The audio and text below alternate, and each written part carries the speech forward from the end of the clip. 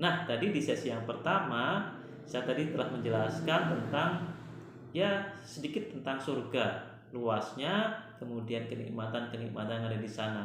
Tentunya kita ingin bersama keluarga itu bisa bergandengan tangan ya, masuk surga bersama-sama.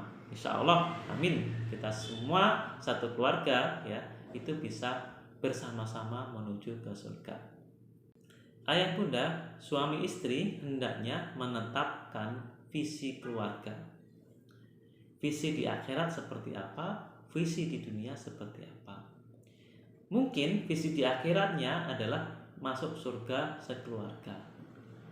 Jadi, pondasi rumah tangga itu harus dibangun dengan visi akhirat.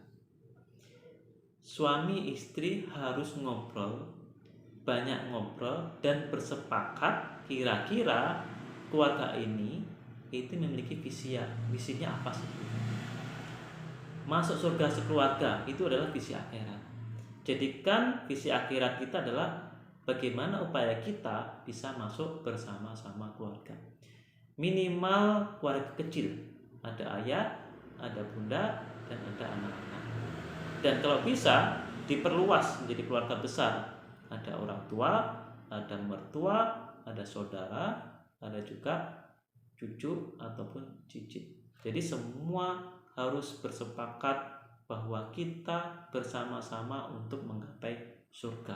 Bergandengan tangan, saling membantu, saling menolong, saling mengingatkan, saling menasihati, bekerja sama untuk bersama-sama masuk surga. Nah, hal ini tertuang dalam Quran surat At-Tur ayat 21 yang pada intinya adalah kita akan dihubungkan dengan keluarga kita, dengan anak cucu kita, dengan orang tua kita, akan dihubungkan untuk bisa masuk surga sekeluarga. Syarat bahwa semua keluarga itu beriman atau sebagai seorang mukmin dan dia pahalanya itu sudah bisa untuk meraih surga. Jadi ketika keluarga itu bekerjasama antara orang tua dan anak bekerjasama, orang tua dengan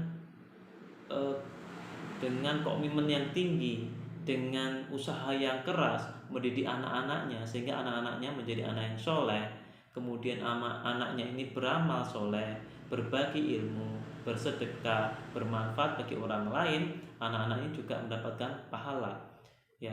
Maka ya ini menjadi amal jariah bagi sama orang tuanya.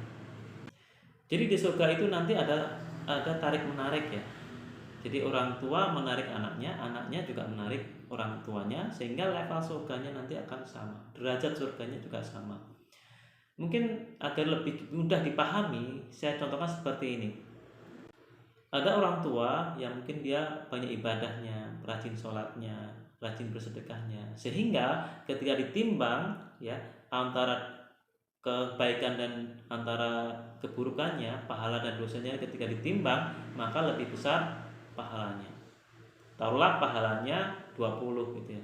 Pahalanya 20 sehingga nanti dia akan menempati surga di level 20. Lalu ketika dia masih hidup, dia mendidik anaknya dengan baik, dengan benar, sehingga anaknya itu juga menjadi anak yang soleh, yang rajin ibadah, yang banyak sedekah, yang banyak menolong orang lain. Nah, ketika ditimbang anaknya ini pahalanya itu 80 ya, misalnya seperti itu, maka 80 milik anaknya itu akan ditambahkan ke orang tuanya.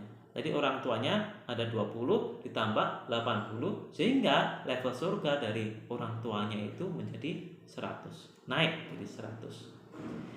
Orang tuanya dapat 20, anaknya dapat 80, karena ini adalah amal jariah sehingga level surganya bagi orang tuanya itu adalah 100. Berarti anaknya menarik orang tuanya. Nah, karena Allah itu maha adil ya, Allah maha adil, maka Allah pun menambahkan yang 20 milik orang tuanya ini kepada anaknya, sehingga antara orang tua dan anak sama-sama di level 100. Orang tua 20 mendapatkan 80 dari anaknya, Anaknya juga sama, dari 80 mendapatkan 20 dari orang tuanya, sehingga level surga mereka sama, yaitu di level 100. Ini untuk memudahkan kita memahami, seperti itu. Jadi